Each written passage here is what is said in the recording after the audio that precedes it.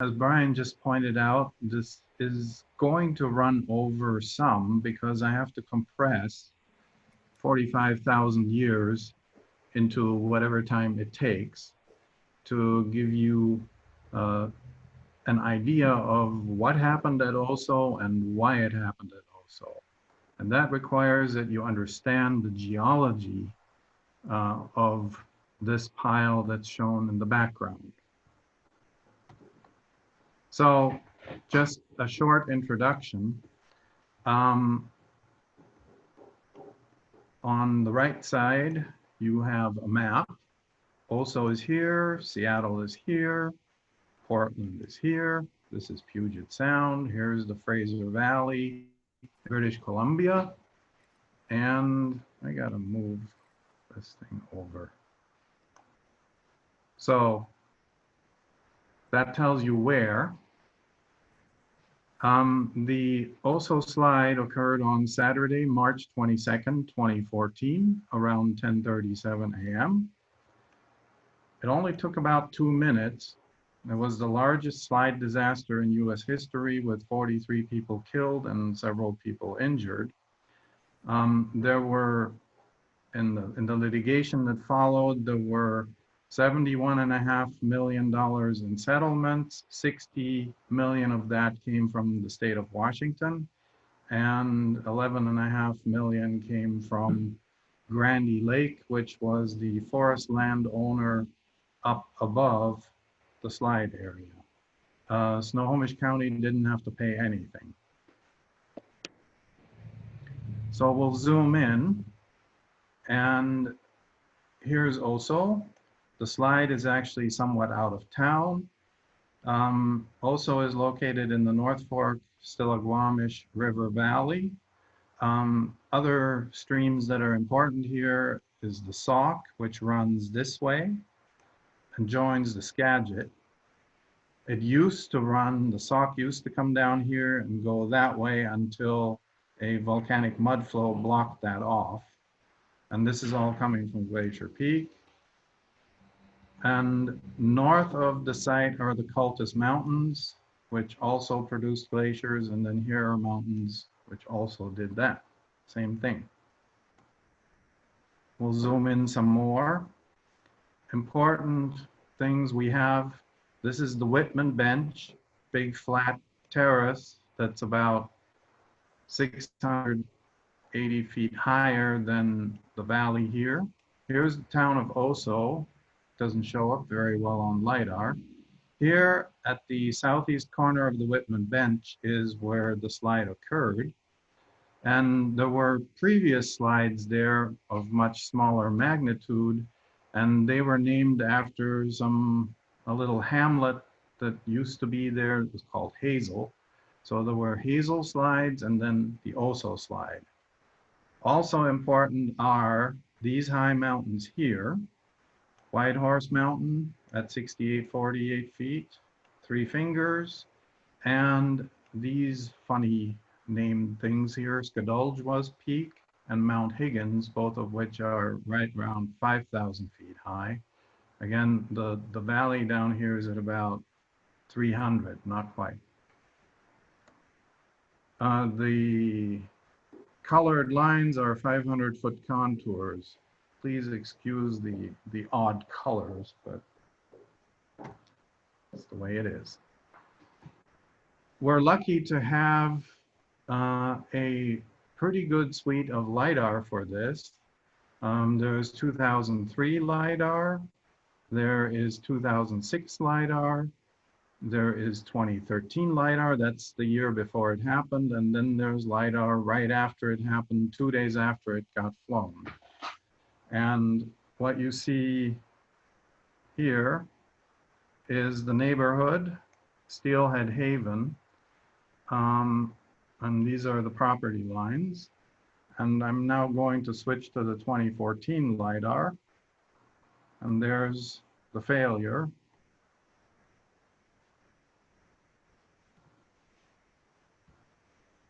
And we can look at this on air photos. Same thing. This is 2012. That's 2014. Here you can see the houses, the lots, and some houses, and there's houses here, and so on. And after the slide, nothing left. These are pictures taken by the King County Sheriff with a helicopter. They flew a video of it starting about 40 minutes after the slide happened. So this is the first indication, or this is the best, the freshest look one can take of this. The video quality isn't that high. I'm therefore not going to go through these in any detail. I'm just telling you it's available. You can find it on YouTube, and it's quite interesting. So the obvious question is, why did this happen? The day after the event, some people in the press started implying that this disaster was related, at least in part, to an 8.5 acre clear cut performed 9 years prior to the event. And then the regulatory bodies, DNR and the Board of Forestry, that's Department of Natural Resources in Washington, went and publicly reviewed and changed their guidelines for slope stability assessments for timber harvest in the wake of this disaster. And that was clearly an attempt to do something, but the public perceives that as at least a tacit acknowledgement that forestry issues were played a significant role in causing this problem.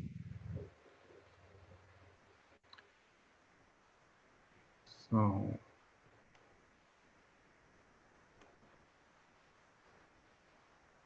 after everything was said and done, now everybody knows this, or they think they know it. So we had ice ages happen, glaciers deposited stuff, glaciers melted, rivers eroded stuff, landslides happened. Then the loggers came, and more landslides happened. And the loggers came again, and then also happened. And that must be the reason. So let's look at this 8.5 acre clear cut, which happened 10 years prior to the Oso slide event. This is the outline of the clear cut, 8.5 acres plus or minus. Here is the headscarp, and quite clearly this has to be implicated given that it points directly at the slide. We can look at it on LiDAR, same thing, pretty clear. And here it is after the failure, and a small part of the clear cut took off with the failure. So this had been studied prior to the Oso slide. However, nobody put any holes in the ground, and therefore nobody really knew what this all consists of.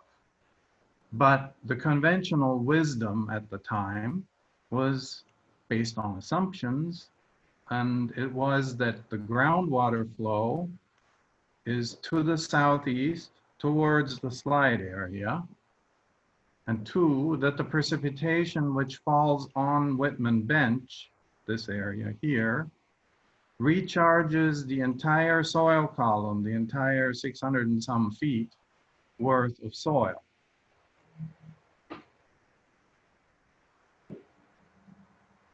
As being involved in the litigation here, one can't run the defense of the state on assumptions. So we had to have actual information, and that included drilling 14 holes. There are holes at 14 locations. There are, in most places, duplicate borings for slope inclinometers and for piezometry. And several of these borings went to 650 feet plus depth in order to penetrate the entire glacial package. And the piezometry from that, and this is from December 31, 2015, groundwater elevations, shows the following. The dark blue are elevation of water table, let's say piezometric surface in feet. And the lowest ones are over here on this side, and the highest ones are over here on this side, which gives you a gradient not towards the slide, but it gives you a gradient into what Bill Shannon in 1952, this is of Shannon and Wilson, named Headache Creek. And the water can be observed coming out in a series of springs here that all run down to Headache Creek. So now you can see that the water doesn't come out at the bottom of the hill. That's because about 120 to 130 feet below the top of the bench, there's what's called an aquitard, which is a layer that is quite impermeable, and that is what's forcing the water to run off here and then come out as springs higher on the hill. This is a photo from the King County Sheriff, and it shows this here is the aquitard. Above it is a whole bunch of sand and gravel. And you can see this is taken 2 days after the slide happened, and there's hardly any water coming out. There's a little bit of a seep here, a little bit of a seep here, but essentially this is dry. So it's not like the water is pouring out. When you go in over here, this is where Headache Creek is, you find a whole lot of water pouring out of the hill. This is from Snohomish County, from their geologist, Jeff Jones. This is in the eastern headscarp. There's the aquitard right here. And the western headscarp, the aquitard is right here. And again, there's no water pouring out of this. So the groundwater doesn't come from the clear cut and go to the slide. It heads off to the east, to Headache Creek. So there's several lines of evidence that eliminate the 2004 clear cut as a cause. The first one is that the groundwater flow direction beneath the harvest area is away from the slide area. Second, the aquitard prevents precipitation, which falls on the clear cut, from reaching critical aquifer, which is located much farther down in the section. Then the third thing is that our piezometers indicate no direct response of groundwater levels to precipitation. There is actually a 4-month delay between the wet season and the high point in the water table up here. Dr. Arne Skogset, Professor Emeritus now at OSU, did a rain gauge study at the site using 28 gauges. And the findings were that there is no significant through-fall difference between a 9-year-old reprod or regrowth stand and 27 and 80-year-old stands at the site. And the last evidence that one has is in 1988, they did a 440-acre clear cut up here. This is part of it, okay? And that didn't result in an OSO type event. So the chronology shouldn't be what everybody knows, but it should be ice ages happened, glaciers deposited stuff, glaciers melted, landslides happened, rivers eroded stuff, more landslides happened, loggers came, houses were built, more landslides happened, more houses were built, and then OSO happened. Oops, what happened now? There. So first, I'm going to go and construct Whitman Bench for you. all 600 feet of it, and some. And then in the second part, we're going to deconstruct it, and that's where it gets more interesting. I'm going to do this by using both the map and a cross-section. And this is sort of a cross-section that everybody agrees on, at least from here to here, is probably the most representative because it's right down the gut of the slide. Here's the slide. And I've extended it to include the mountains on either side. So the generalized cross-section as we have now looks like this.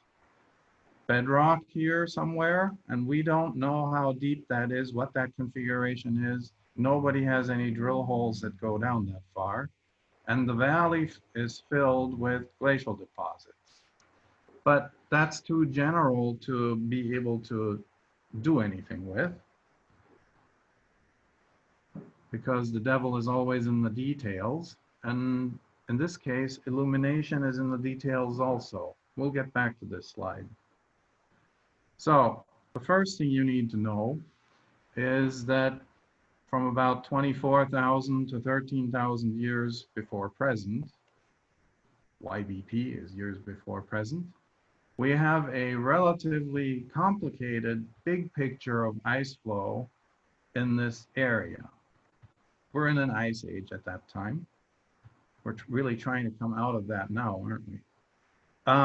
Anyway, ice flow comes out of British Columbia, goes down the Fraser River Valley into the Puget Lowland and forms the Puget Lobe, which partially drains out the Strait of Juan de Fuca.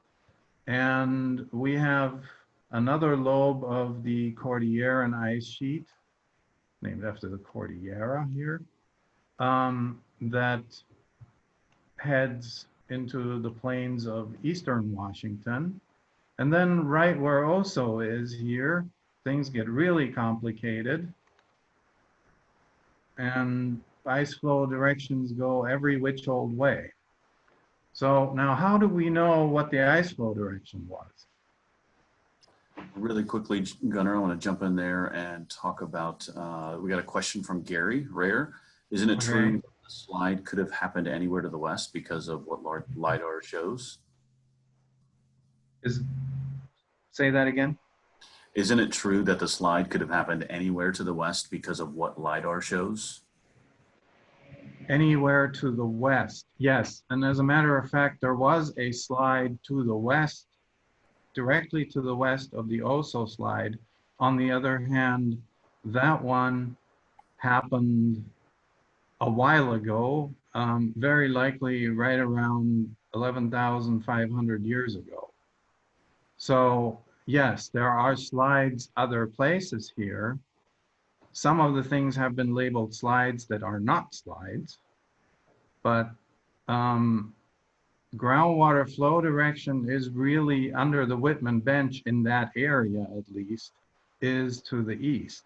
There is some indication that you have groundwater flow different than eastward, other places under the Whitman Bench, but we don't really have any piezometry there.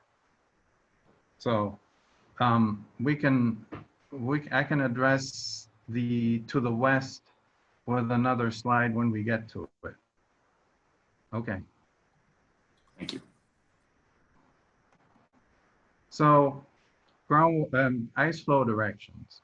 This is an area that is located to the northwest of the Oso site. And what you can see is this is where the ice sheet or the glacier overran the land. Here is the scale. So these are relatively large scale features. And it's quite obvious, especially at this one here, ice flow was from the west-northwest or west towards the east. Same thing here. These are drumlins, presumably. These might be constructive features where the glacier pasted stuff onto the landscape. But anyway, you have this streamlined, glacially streamlined, fluted, we call it as glacial geologists, landscape, and it tells us which way the ice was moving. Now, you'll also note there are some here that crisscross the general direction. And that shows up better here where I mapped them essentially. I just drew lines along the linear features. These, everything that goes from east to west was formed under the ice. So the glacier is carving away at the rocks or it's depositing stuff, but it's all grooved in the ice flow direction at the base of the glacier. These little lines here, on the other hand, are end moraines that formed after the glacier melted back from over here to here, and this is actually an expression of the ice margin.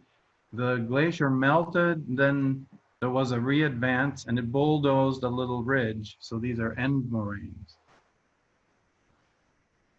If we zoom out, this is what the map looks like. Here is our landslide site. Here is Whitman Bench. And we can zoom out one more. Here's the Puget Lowland. And the ice flow directions that we get from this, especially if we look at lateral moraines and their elevations, it says came out of here, went up the valley here, went up the valley here, at least the light blue ones. Some also came at some other time down the Sauk Valley. In this section right here, here's our landslide site. We had ice flow coming up the valley from the Puget lobe, and we had ice flow coming down the valley from the North Fork lobe, and we had ice flow coming down this, and we had ice flow doing a U-turn sort of here, right to our site, so that we have 4 different glaciers, essentially, or glacial systems, all coming towards this site.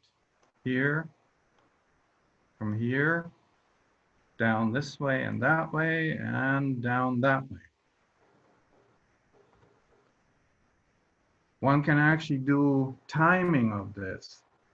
These are lateral moraines deposited by the glacier coming off the Cultus Mountains to the north, and then joining the glacier coming down the valley of the North Fork.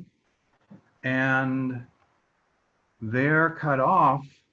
These lateral moraines here are cut off along this line by lateral moraines dropping in elevation from west to east that were formed by the receding Puget Sound lobe. So this stopped before this stopped. So Whitman Bench, and this is actually the bench on the south side of the valley, but it's essentially the same exact thing, is located at this spot because we have a very complex interaction of several different glaciers or glacial lobes. All the glacial lobes were contributing sediment to the area, and due to the unusual, you don't normally have ice flow coming from all directions towards one spot. Due to that converging ice flow, the flow across the site was relatively minor. It just filled up the valley.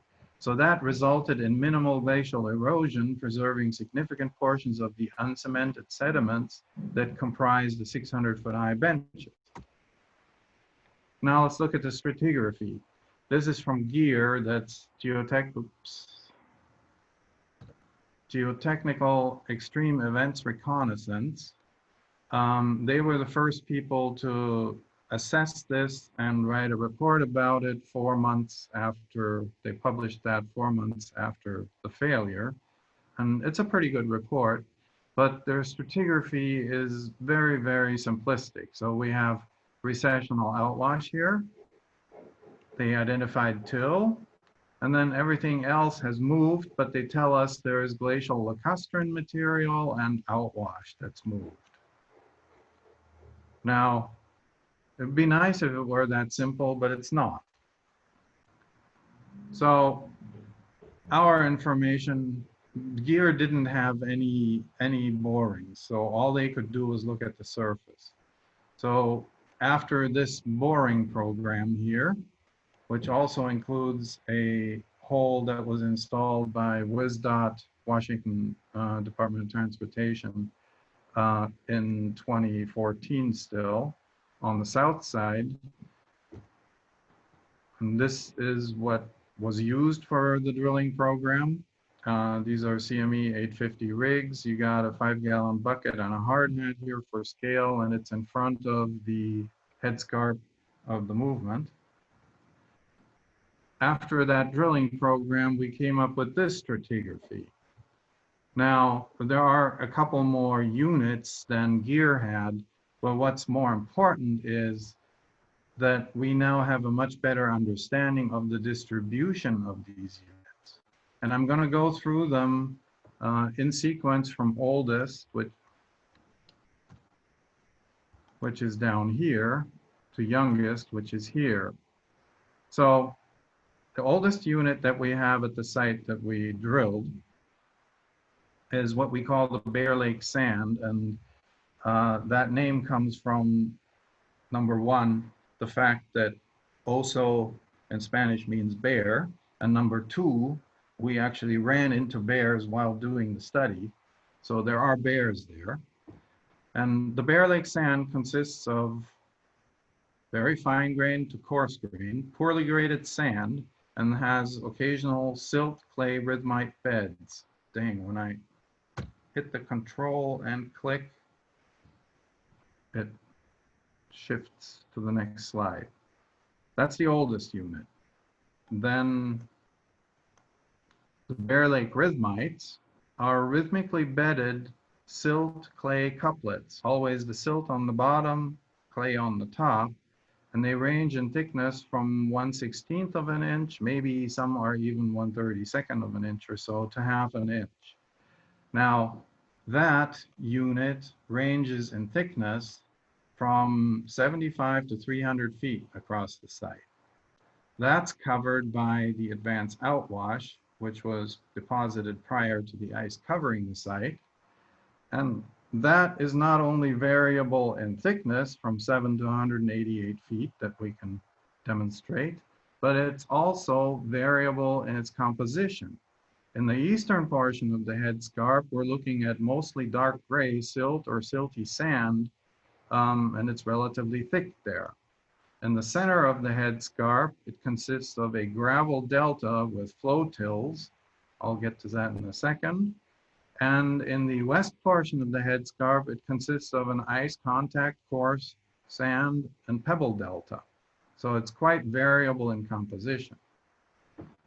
Over that, we have the till complex, which is discontinuous. It's not there everywhere. It's there in most places. So that ranges in thickness from 0 to 130 plus feet.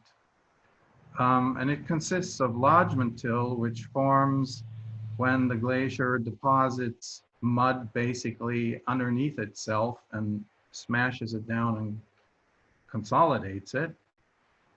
There's also deformation till at the site, which forms when soft substrate, meaning the material that the glacier is overriding, is present, and the glacier then deforms it. And then there are flow tills, which are derived from material that melts out on top of the glacier and then flows off as a mud flow. In some borings, what we found was that in the till complex, there are sections of stratified silt, sand, and gravel, and that cannot be till, that has to be outwash because glaciers don't sort and stratify things. And then the last unit is the recessional outwash, which was deposited during deglaciation as the glaciers were receding. that is mostly sand and gravel, but it includes a basal silt, and the thickness ranges from 67 to 134 feet. So let's go through these so you get some idea of what they're like. So the oldest one is the Bear Lake sand, and the next photo is taken here near the west margin of the slide.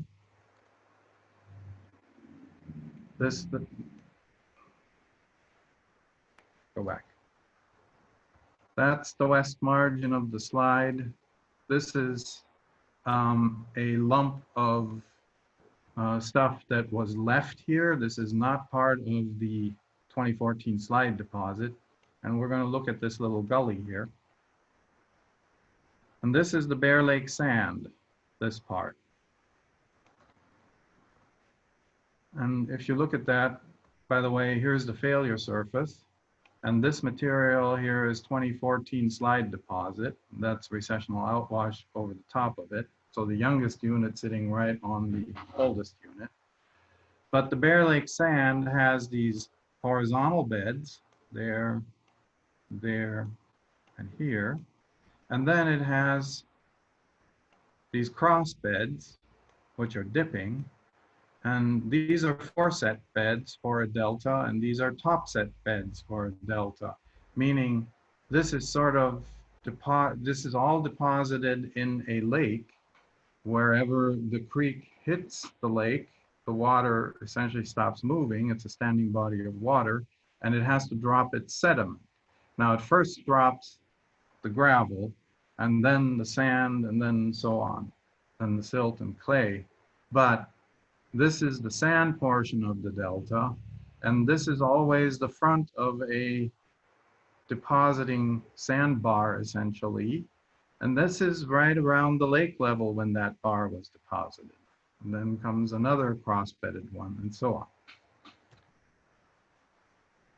This is the Bear Lake sand at that location, and it's a very fine-grained sand, and it's sort of salt and pepper. Here it is again. This is Marv Piles, Professor Emeritus of Forest Engineering at OSU, digging around at the failure surface that I found there. And here's our Bear Lake sand. Here are some of these interbeds of silt clay couplets in the Bear Lake sand, and you can see that this one is sheared, but it's also over consolidated. It's hard as a rock, so it didn't get sheared during the recent movement, but at some time prior.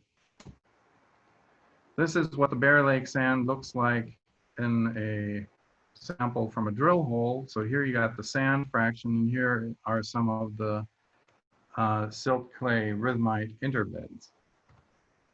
So summary, 90 feet or more, we never reached the bottom of it, of poorly graded sand, which is very fine to coarse grained.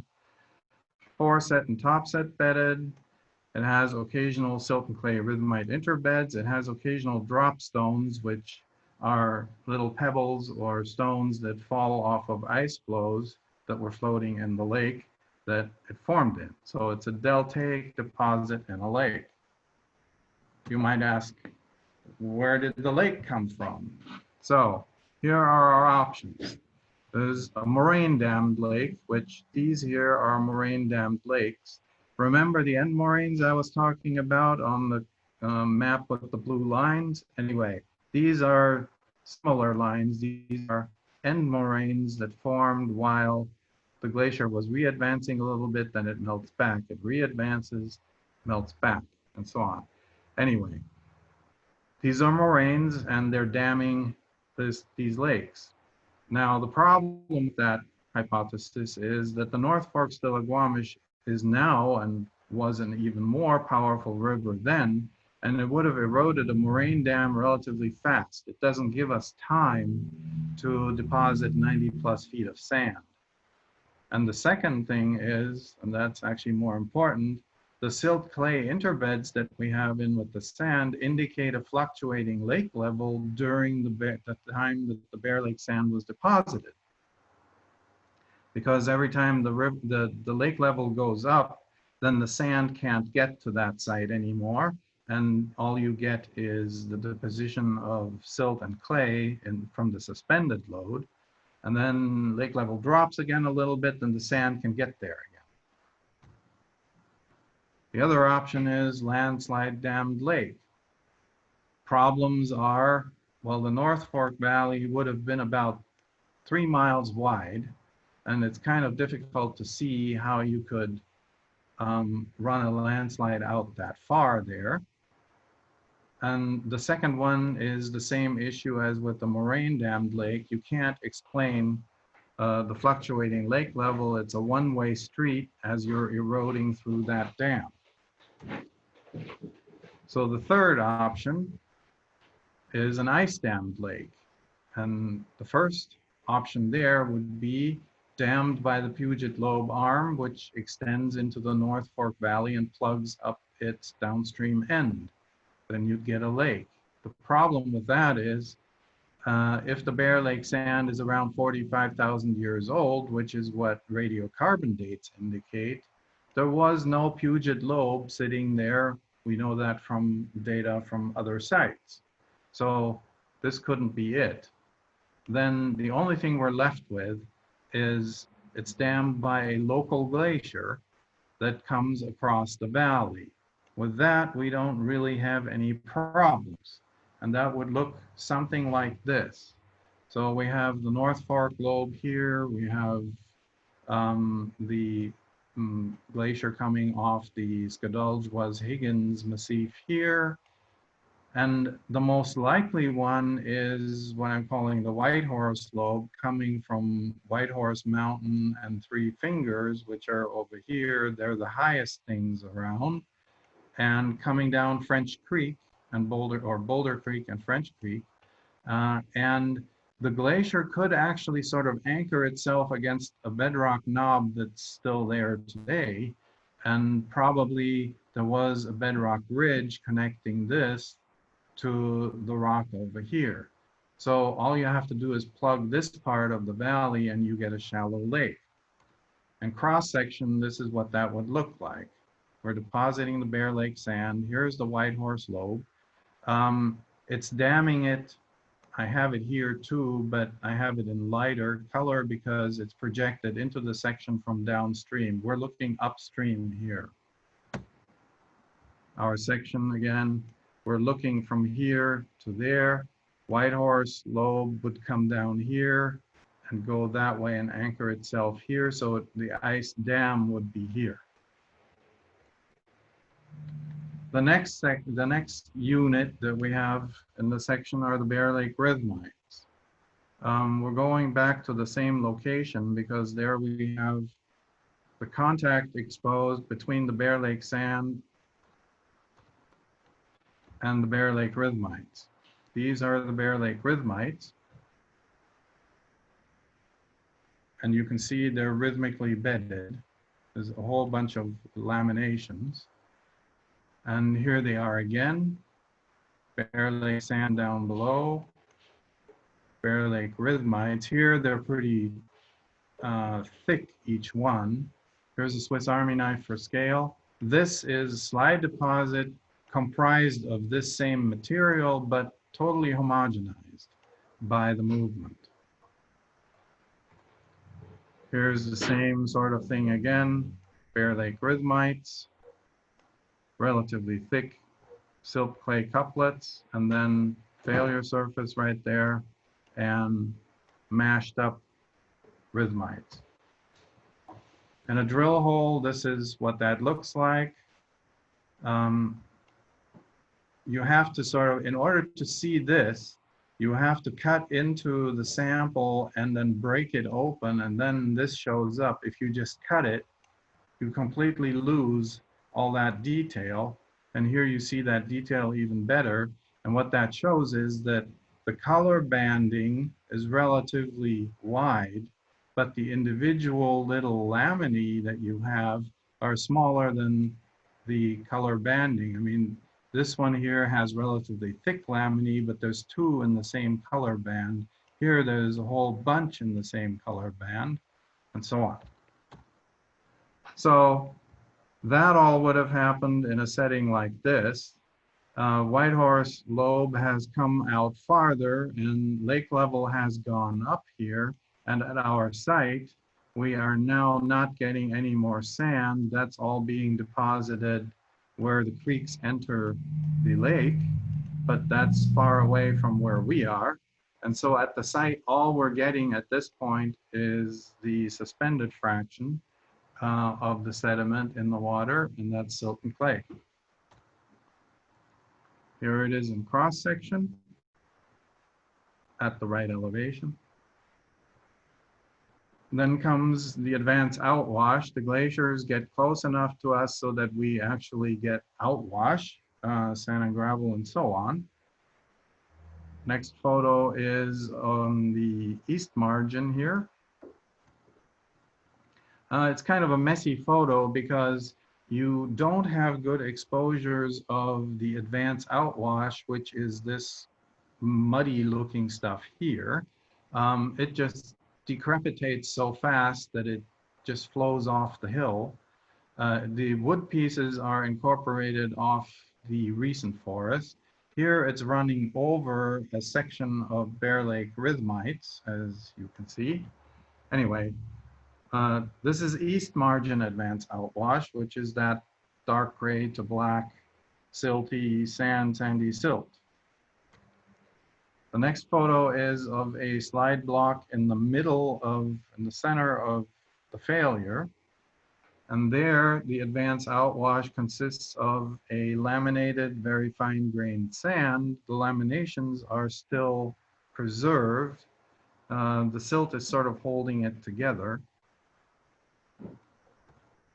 Then we go to the headscarp and look at what the advanced outwash looks like. That's that part. Looking at it more closely, and this is about as close as one could get because one couldn't walk up these slopes because this was constantly raining gravel while we were there. So what we have here is, this is the advanced outwash block that we're looking at. This is recessional outwash up here. We have a sand and gravel delta again. The foreset beds are dipping into the hill, meaning that the source for the gravel was where the observer is standing. Down at the bottom, we have float hills, two of them down here, separated by stratified sand and gravel. So it's a completely different look of advanced outwash than we had on the east margin. And when we go to the west margin, it looks like this. We have coarse sand over here, which dips to the northeast. And we have these gravelly conglomerates, sort of, that have these funny vertical offsets. Here's another one, or almost vertical offsets. That indicates that this gravel was deposited against ice. And as the ice melted or shifted, then you get these collapse features, and therefore we can say that this is ice contact stratified drift. So there it's a sand and gravel. In the center, it's a sand and gravel delta, and on the west margin, it's a sand and gravel delta. So the grain size of the advanced outwash is highly variable from sandy silt to sandy gravel. The grain size is location dependent. It's generally finer grained in the east.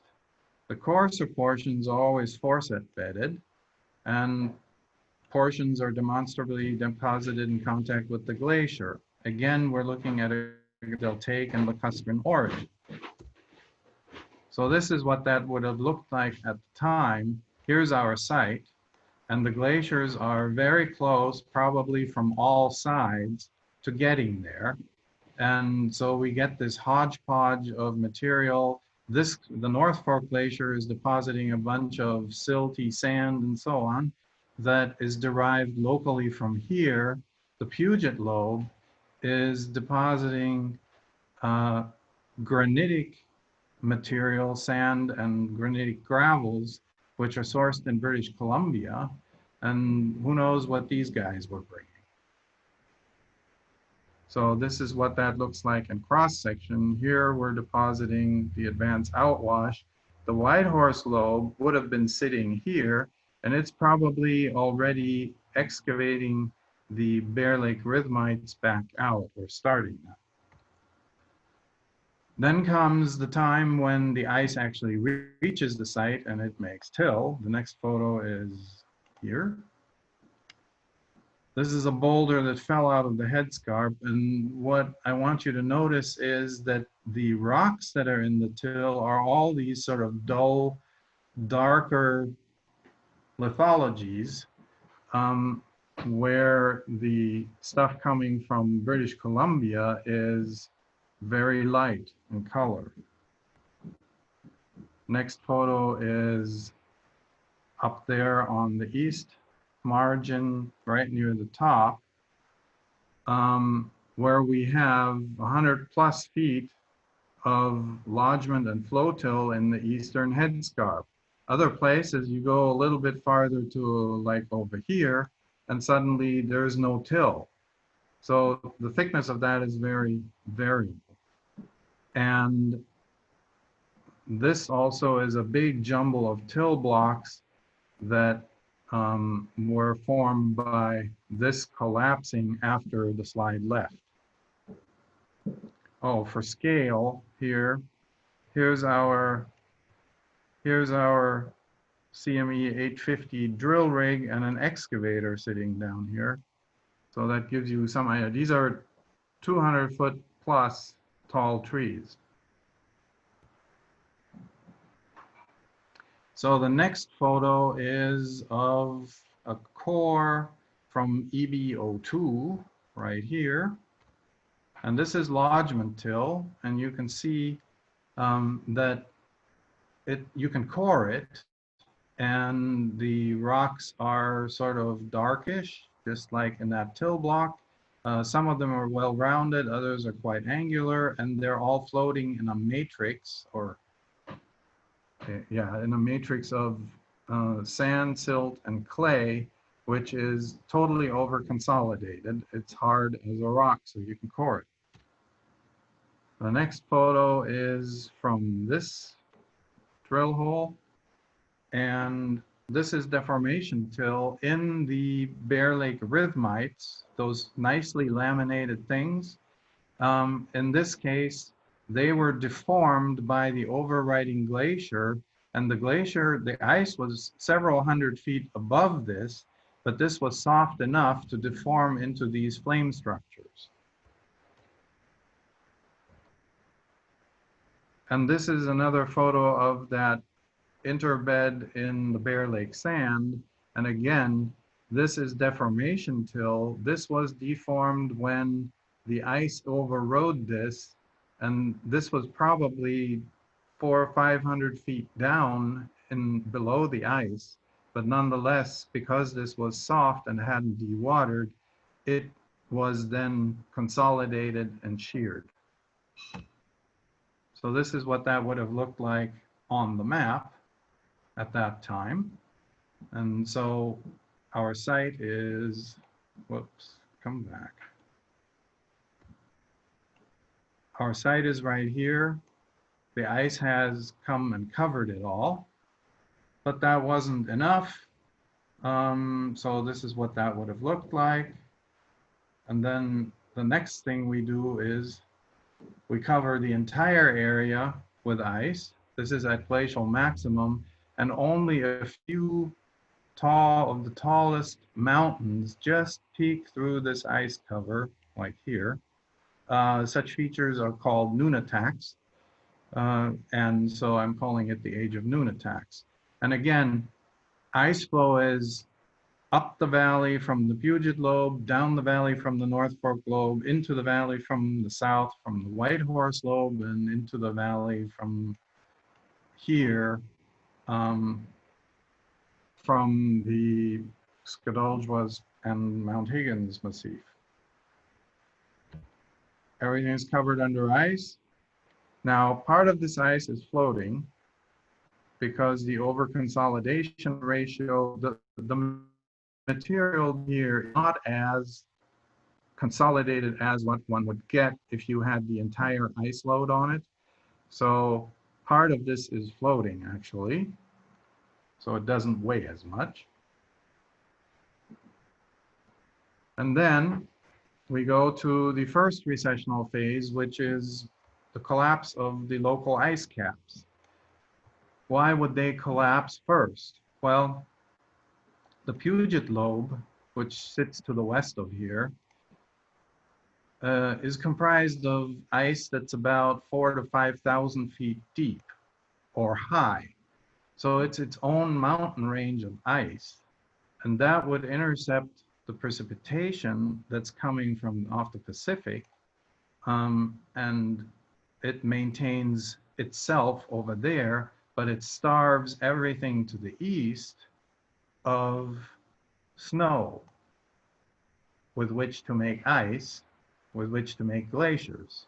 So these eastern glaciers, especially the local ones, didn't get enough precipitation. They turned into a desert, and the glaciers melted away.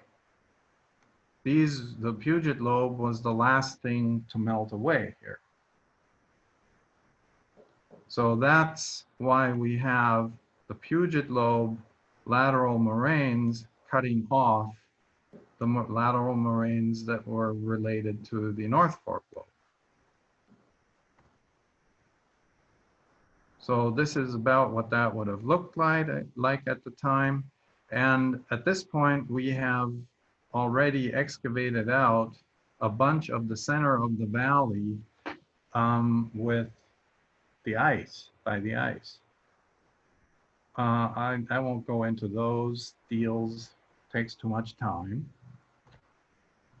This is what it would have looked like in map view. Puget Lobe is still sitting here. The yellow is recessional outwash that's coming mostly off of the Puget Lobe, probably both sides of it, forming the uppermost layer on the terraces. That one of these is Whitman Bench. Whitman Bench is right here. I'll do it with the laser pointer. So that's what this would have looked like. And at this point, we are about at 13,000 years before present. The recessional outwash, which formed during that time, looks a lot like this. This is in a slide block, and it came from up here. It's usually this tan to orange sand with light-colored pebbles and cobbles, because pebbles and cobbles, here they are, they rolled out of the headscarp from the recessional outwash, and they're coming from British Columbia. So it's a different lithology than what we have locally. The local stuff is all darker and gray and dull brown and so on. A lot of times the recessional outwash in the slide deposit is still covered in forest floor. These ferns here are still in growing position, so are the berries and so on. Mostly the trees have fallen over, but all the small brush is perfectly alive and happy. Here we have another pile. This pile moved about 3,000 feet, okay? And the young alders, well, some of them were sort of laid over, possibly by the wind, because they moved pretty fast, but they survived. Now, this whole pile here is very distended, let's say, or extended, and really it occupied an area that you would get if you add all these forest floor pieces together. So it's probably only supposed to be about this much, and it was probably a lot taller, but it got extended by the movement, shaken apart.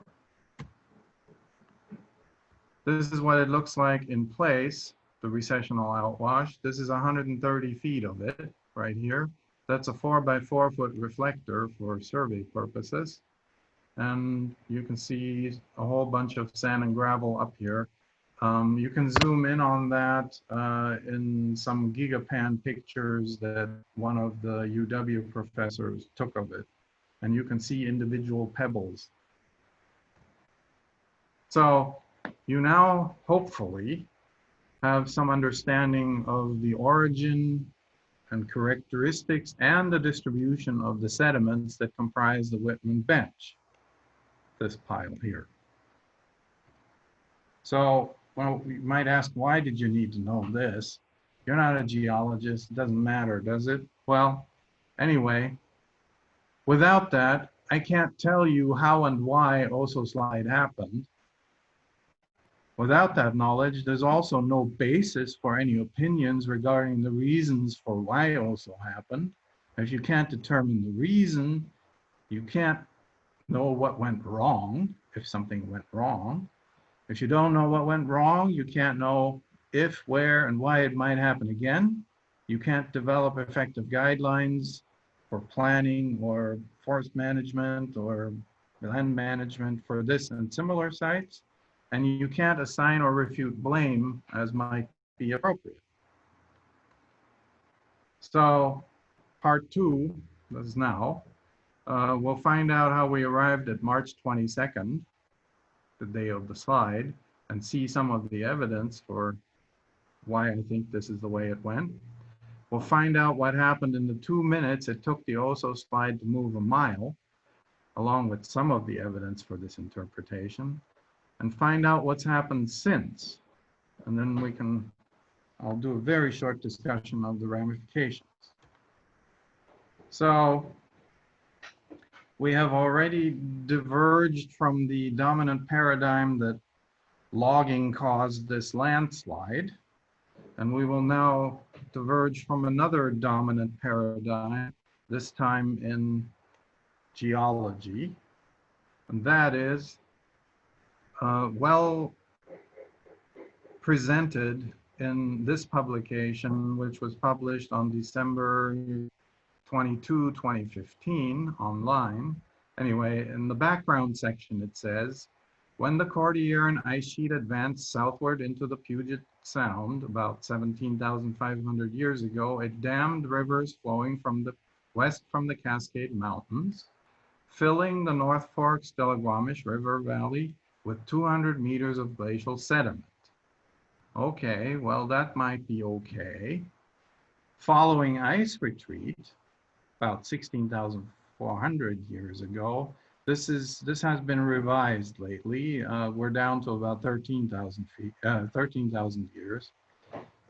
The North Fork's Stillaguamish River began incising rapidly into these mechanically weak glacial deposits, creating the modern valley relief and setting the stage for long-standing slope instability in the area. And that I disagree with. This is from the same paper. Here's our Oso landslide. And now we can get to Gary Rayer's thing. This is the Rowan slide right here, which is actually bigger than the Oso slide, as you can see. And it probably actually went farther across here. So this is the Southern Valley side. You can see all these mapped landslides. This I know is not a landslide. I'm pretty sure this is not a landslide. This here is a landslide. This probably isn't. And this isn't. So anyway, but there was one. Now we have a whole bunch of radiocarbon dates, or the authors of this paper have a whole bunch of radiocarbon dates here, and some here, and one here, and this one is really important. We'll get to that in a second. So their contention is that the entire valley was filled at the end of the Ice Age, from here to here, with sediment at this level. The problem with that is that if you add this up over this 10-mile stretch here. This is 10 miles. Okay, and we have these benches going sort of 10 miles. You would have to remove 1 million cubic yards of material per year on average, just from this section in order to create the valley. And it gets worse because this state is on a tree which was buried, which was growing on a fluvial terrace that's only 10 or 15 feet above the current river level. And it was buried when the Rowan slide came out and knocked it over. So that means if we have deglaciation going on in here by 13,000 years ago, we only have about 1,300 years to excavate down 600 feet. So we have to then remove about 5 to 10 million cubic yards per year for that 1,300 year interval in order to make this happen. And that's just absolutely impossible. There is, on the other hand, another way of doing this. So next photo is of a point relatively high at about 750 feet on the east margin of the slide. And there's this going on. And what you see here is a rotated till block, and there's another till block, and there's one over here. And then we have outwash sitting here that's rotated. And then we have outwash, sort of sand and gravel, that's rotated a little bit less. And then way at the top, we have it horizontal. And this outcrop is really the reason that I was asked to come there and be part of the expert team, because they couldn't figure out what they should do with this. So in order to figure this out, we have to go zoom in. We can't do it with our large cross-section anymore. We need more detail. And we're going to do this with this. This is around 13,500 years ago or so. What we have is a remnant glacier sitting in the valley. Remember, it was way up here before. The entire valley was filled with ice, but this is a remnant of it sitting here. Here is our advanced outwash pile. Here are the Bear Lake rhythmites, and here is the Bear Lake sand. And this yellow stuff is recessional outwash. You see that I have taken the glacier and made it excavate out for me what the current valley of the Stillaguamish is. I don't have to do it after the glaciers leave in this session, in this hypothesis. Now, what we're looking at right now is what I'm calling on here P1, which is prehistoric 1, which probably happened about 13,500 years ago. As the lake level and ice level and everything drops, the ice marginal drainage, and this is now probably coming down Rawlins Creek behind this pile of sediments and then heading out to the west. The ice marginal drainage is cutting into the recessional outwash that's there, deposited there, and making this cut. And it destabilizes the system enough that we get a small failure of this happening. Now, this is a terrace. Everybody agrees about that. Terraces that are formed next to ice that's sitting in the valley are called came terraces. And I'm not just making that up. This is from a textbook. And so this is while the ice is still here, here's ice sitting in the valley. The marginal stream is depositing stuff right there. Okay, and when the ice all melts, then we are left with a came terrace. And the Whitman bench is a typical came terrace. We have these collapse features here from where there were ice blocks that melted out. Here's a more recent example of a came terrace. It's not a very good one. It's not as wide as Whitman bench, but you can see that there's sort of a terrace running along the side of the hill here. The ice has melted back, melted down, and it's exposing this, and part of it here has failed. So this is a prehistoric landslide that happened because the ice that was sitting over here off to the east, or actually to the south, melted, and then the ice marginal drainage carved away lateral support for the toe of this, and it failed. And this must have happened at a time when the ice marginal drainage could still rework this up here to make now horizontal stratification.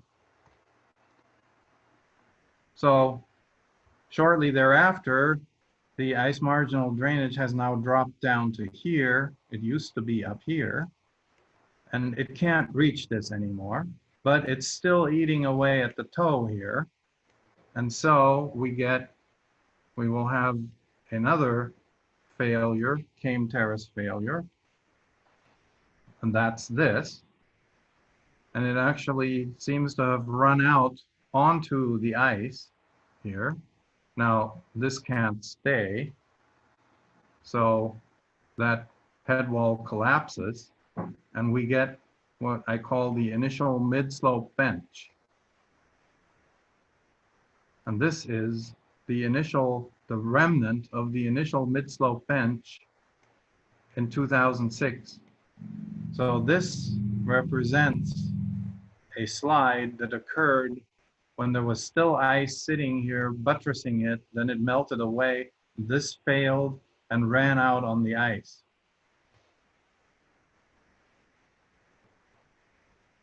This is the surface of rupture, or the failure surface of that failure in the base of the remaining mid-slope bench block in the west margin.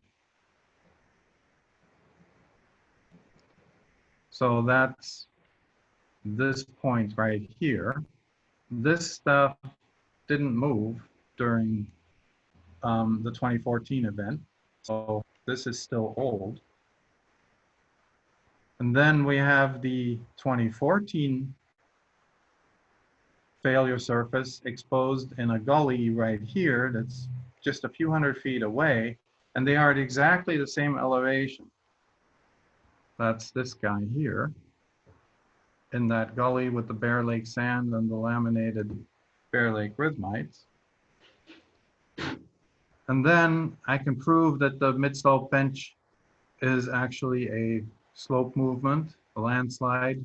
That's an old one with this photo. This was taken in 2006 after a bunch of the mid-slope bench was exposed during this slide. We'll get to that later. And you can see that these are back-rotated segments of till and glacial lacustrine stuff with recessional outwash on top. These are landslide blocks. So this is what that looked like right when it happened. Obviously, I can't give you the blocks because I can only go through one block in this section. If I went east or west from here, I'd get into different blocks. After that, a portion of this failed because the ice marginal drainage was constantly eating at the toe, and this continued on until around 12,000 years ago. I would say the dating is impossible here because we do not really have any datable material. We develop a sort of semi-stable situation, quasi-stable situation, and the North Fork is now not running on ice anymore. It's basically the current river, and it's going to be meandering back and forth in its floodplain here. And so this was then okay from about 12,000 years ago to the early 1900s. In the early 1900s, the North Fork somehow got pinned against the north side of the valley and started eating into the toe here. Now, we know that in some remnant areas, we have lodgement till that is covering the Bear Lake sand. That was probably a continual layer here that was protecting the Bear Lake sand.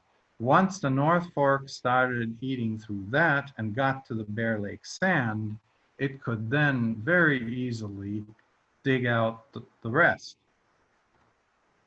So let's look at that on air photos. The first air photos we have of the site are from 1933.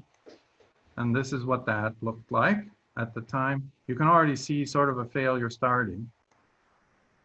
Then 1947, the river had eaten farther into the toe. This blue line here represents the north bank of the river on this photo. And it'll be that way on all these air photo pairs, which I'm going to show you now. 1947, 1947 to 1955. The river is a little bit farther into the hill, but the hill has started to respond by failing more significantly. So we are destabilizing from about the 1930s to the mid-1960s, the lower mid-slope bench. This being the mid-slope bench right here, and we're eating away at the toe. 1955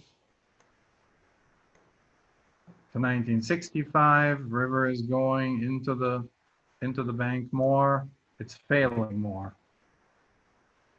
And then on January 7, 1967, we get the first of the larger Hazel slides, where the mid-slope bench, the outer edge of it fails, and it runs out and it pushes the North Fork Stillaguamish by about 750 feet to the south.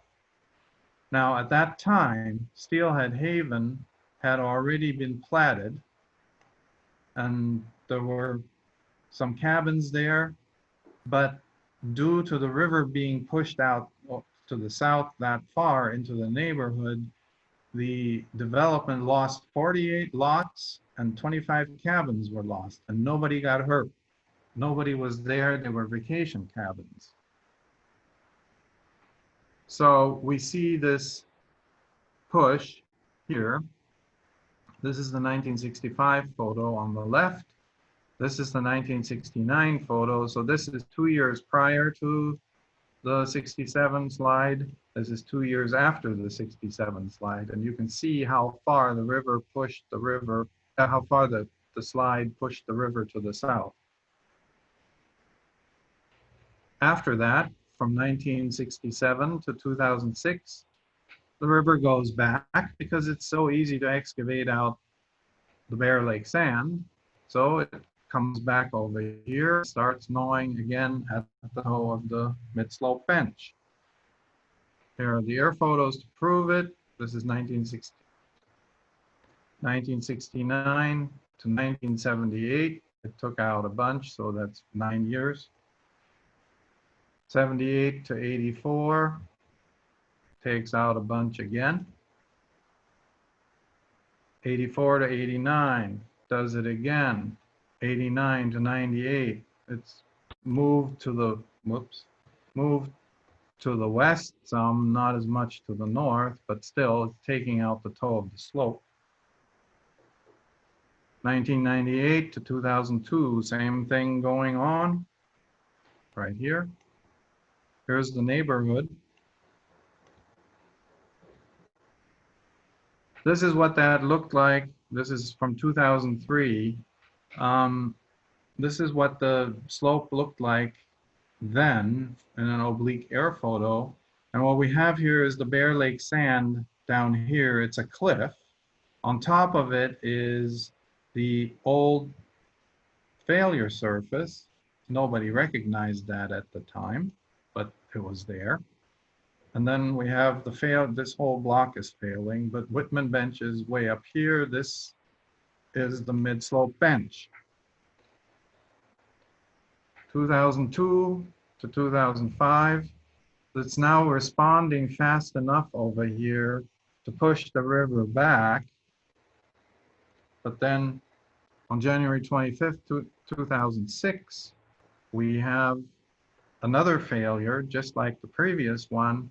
It displaces the river by about 950 feet and stops just short of the Steelhead Haven neighborhood. Here you can see that. Push the river. This is the 2005 North Bank. This is the new North Bank, and actually they went and excavated this channel in order to protect the neighborhood from flooding, which would have occurred had they not dug it. That's what's shown here. This is that slide again of, or the photo that Bucky Tart took of the 2006 event. Here's the slide deposit, obviously. And here are the houses. And here's an excavator digging channel. And here's an excavator digging channel. And the people who were doing this work to try and save the neighborhood said while they were doing it, the nail guns were going on new construction in the neighborhood. So this is what that slide looked like. This is 2003 LiDAR. That's 2006. Gives you some idea of the magnitude of that movement. Then they constructed a crib wall, wooden crib wall along here to protect the slide deposit that was here and keep it from eroding and messing up the salmon fishing here. That crib wall worked, sort of. It got breached in one spot. We'll see that on the LiDAR. That's here. This is the crib wall right there. And here's where the breach occurred, but it wasn't really that bad. The breach wasn't, at least. But the river is trying again to go into the hill. But before it gets there, we get 2014 and the big thing happens. And so the initiation of that movement is movement 1, which we think was the 2006 slide debris that was still sitting here at the lower end of the mid-slope bench. I mean, this is really the mid-slope bench, but it was sitting on the bottom portion of that. And this portion wouldn't have been very well drained because it's sitting on Bear Lake rhythmite clay silt material, whereas this portion of the slide was pretty well drained because it was sitting on Bear Lake sand, despite the fact that it's almost at river level, but nonetheless it can drain. This can't. So it's likely that during the 3 weeks or 4 weeks of heavy rain that they got prior to the event, this got saturated and started moving slightly. Apparently at that time, this was already sort of in a hair trigger situation, and all you needed to do was move this a little bit, and you unloaded the tow enough for this to be reactivated. And just to prove that the slide material actually does respond to precipitation. We have piezometer data showing that. Down here we have precipitation events. Now this is from 2015, but essentially we have, after the slide, the same setup again, where we have slide material sitting on top of the old failure surface. And you can see that especially this purple piezometer is responding really well to precipitation. All the piezometers that are installed in the Whitman bench deposits show absolutely nothing of this. Despite the fact that we can show barometric pressure variations with them, there is no response to precipitation at all. In the slide mass, you have it. So the 2006 debris is what we think started the thing, unloading what we're now calling M2, which is the pre-existing Came Terrace failure, the second one, the larger one. What was remaining of that is now failing. That's the mid-slope bench. And it fails pretty fast. Number one, it's got a pre-made failure surface. And number two, it's pretty steep here. So it pops out of the ground and it overrides, at least in part, the M1 debris, which is slowly oozing off of here. But you can't get very far with this thing missing here, the mid-slope bench block missing, before you get a response from the previously unfailed Whitman bench portion. And so M3 initiates. M2 is still accelerating now on a much lower slope here. M3 has major gradient here, and so it'll respond and accelerate pretty darn fast. Here we are, both of them accelerating.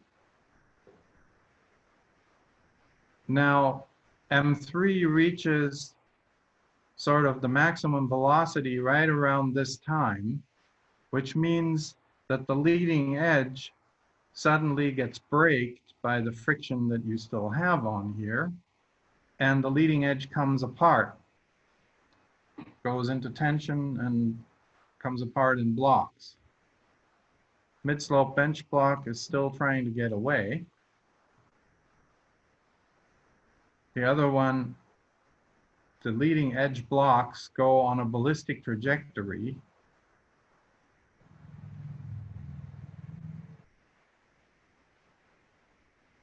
Then the first one impacts here, and it impacts still in a bunch of mush that was left after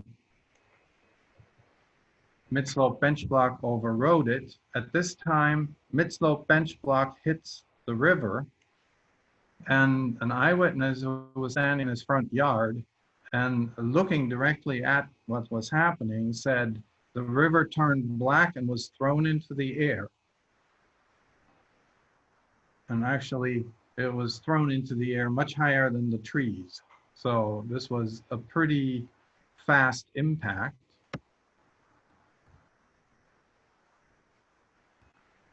Then the M3 leading blocks, which make it onto this ski run here, it start impacting, they're moving faster than this, start impacting the trailing trees that are being dragged along by the mid-slope bench block and start shattering them. This is this in closer. Here we are. And then the more rapidly moving M3 leading blocks impact the back end of the mid-slope bench block. And that explains why the eyewitness says when the slide crossed the river, it accelerated. That never made any sense to me. How could it do that? Because there is no gradient anymore. You can't accelerate on no gradient, but if you get hit from behind, by a relatively large mass, you could get another acceleration. There we go. Now this all is settling down.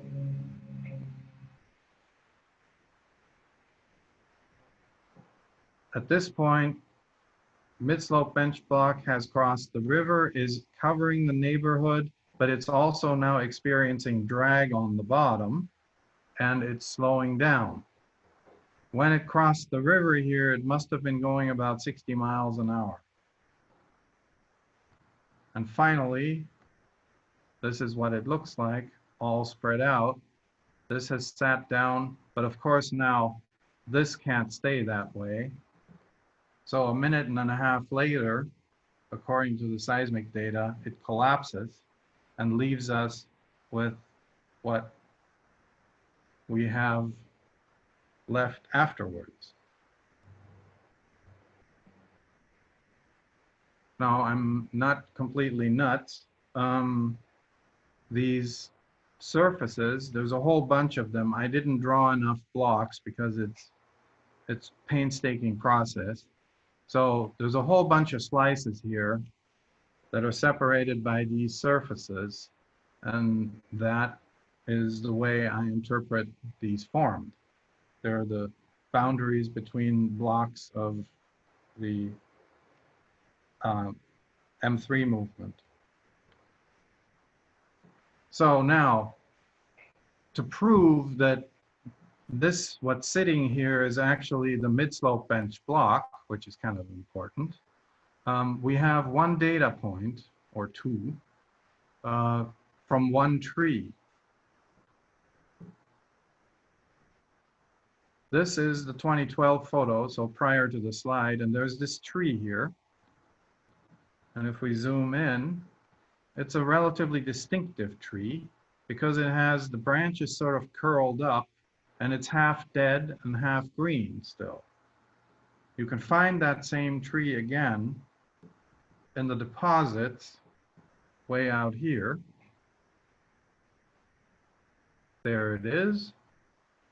And there is the same curl and the same sort of half dead top with some green on the bottom. This is actually a cedar tree. So just two slides left here.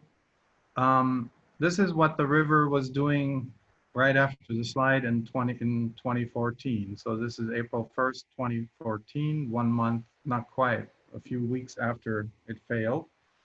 And then we look at 2018, and the river is now farther north again. So it's starting to do the same thing it did before. It's eating into the slope, and at some point it will destabilize the new mid-slope bench block. So, in summary, the original failure of the mid-slope bench dates to the end of the last ice age. This isn't a recent thing. Then there was little slope movement activity at the site from about 13,000 years before present until the early 1900s. Significant slope movement since the 1930s in response to erosion by the North Fork. There were two larger events to give us warning prior to 2014 in 1967 and 2006, but nobody really understood what that meant. The slides of the last 100 years have unloaded the toe of the mid-slope bench failure P2 and therefore destabilized it. There is absolutely no evidence that human activity contributed to the Oso slide. And the March 22, 2014 event unfolded in 4 phases. M1 is minor sliding of the 2006 slide debris, which unloads M2, which is the previous the Ice Age Came Terrace failure, gets reactivated.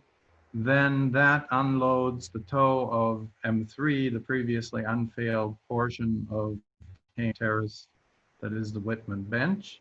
And M4 is the headscarp collapse. So the recommendations I have for this is monitoring of this current slide has been stopped. All the instrumentation has been removed. And everybody seems to think, well, it's done now. But the fact that the river is once again moving northward indicates to me that, no, it's not done. It'll do it again. And one should actually watch it. DNR has said that they will do some boots on the ground assessment of similar geomorphic features in the vicinity, but there doesn't seem to be a whole lot of financial support for this from the government. So I don't know how extensive this is going to be, but it would sure be nice if people would figure out what the risk is at other similar looking sites.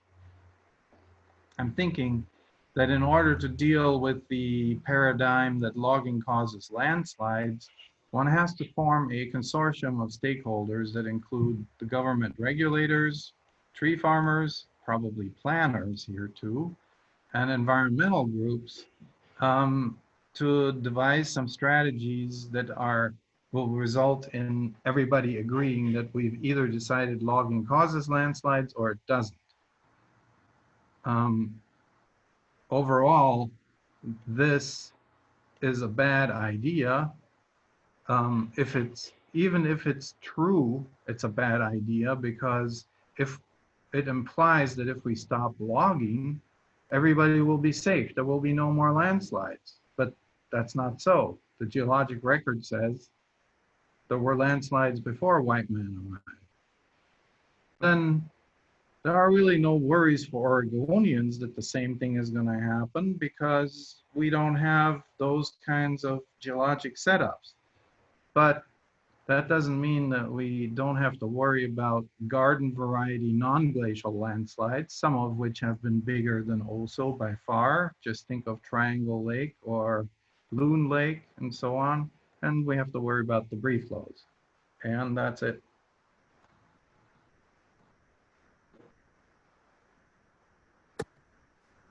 Oh, good. So no big deal then, right? No big deal. No, absolutely. As somebody said, basically, you know, well, this doesn't affect me, does it?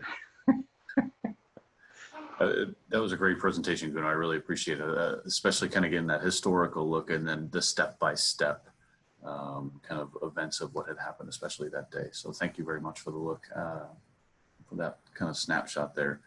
Does anybody have any questions? We'll pause here for a couple seconds to see if anybody has any questions. Regardless, thank you so much for all who stopped in. We did record this as well, so we're going to find a good space to put this eventually. I'm not quite sure where that will be, but we'll put that as well so you can share with folks, with friends who may be interested.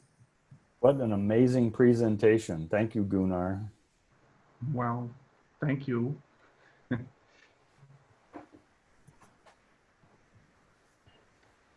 How many people did we lose? I didn't even look how many were there. Brian, it looks like there's some chat questions. Yeah. So we have, Troy is asking 2 linear features that show on LiDAR, question mark. Are those, hold on.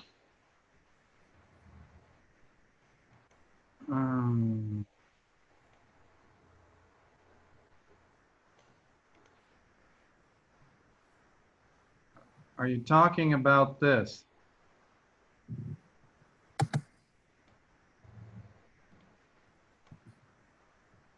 Let me find one that's more zoomed in. Yep, that's what he was referencing. What he was, yes, okay.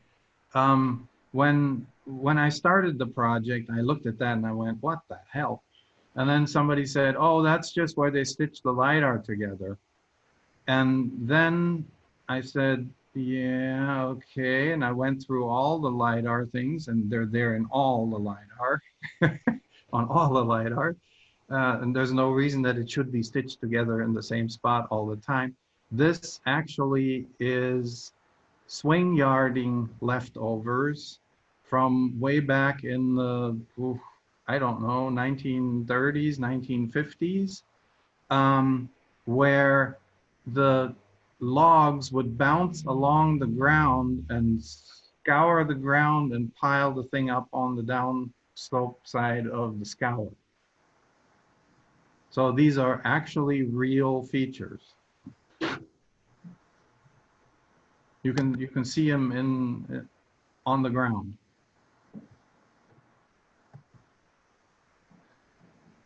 All right, and we had Troy says cool. I don't know if that was a great impersonation of Troy, but something, you get the point there. Gary then asked, channel the river south parallel to the highway, question mark. That probably, actually, back in 1950, 50 something, early 50s, the Corps of Engineers considered running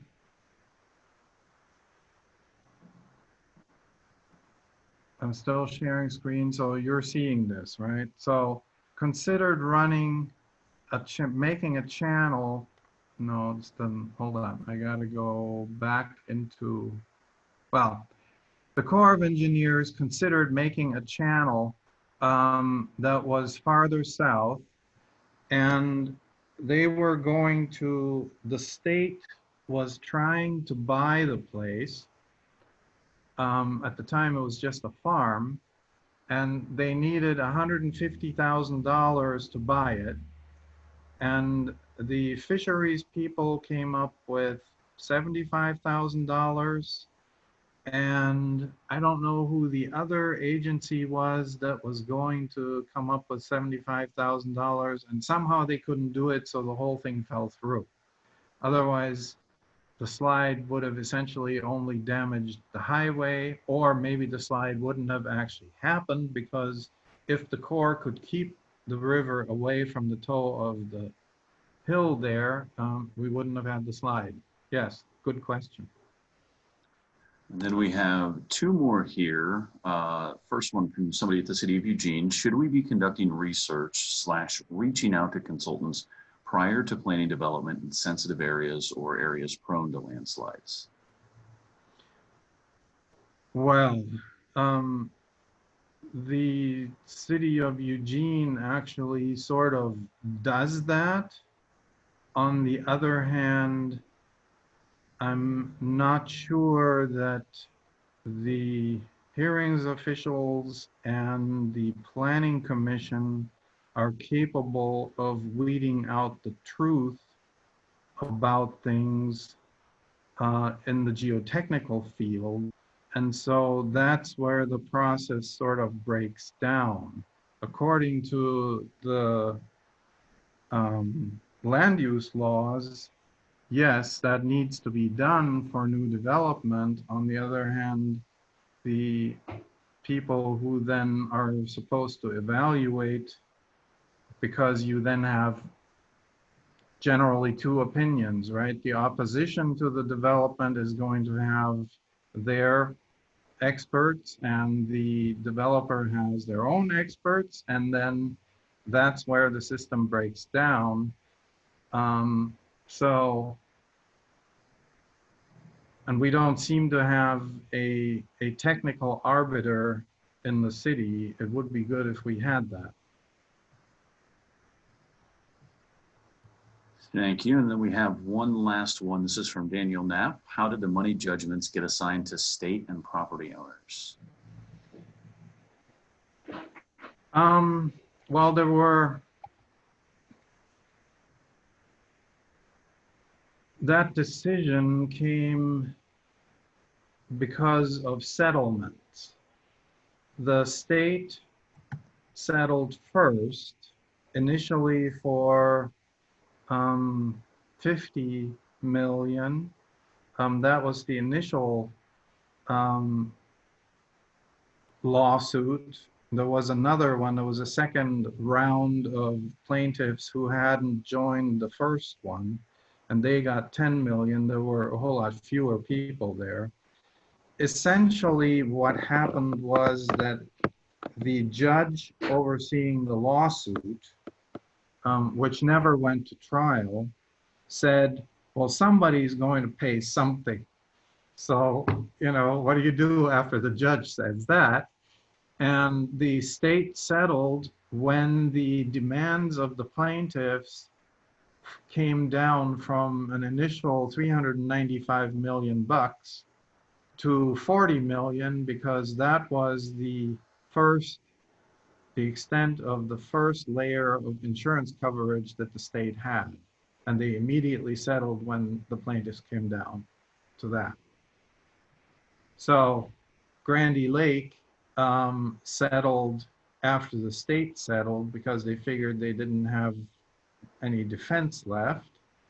And Snohomish County kept fighting it and never had to pay anything.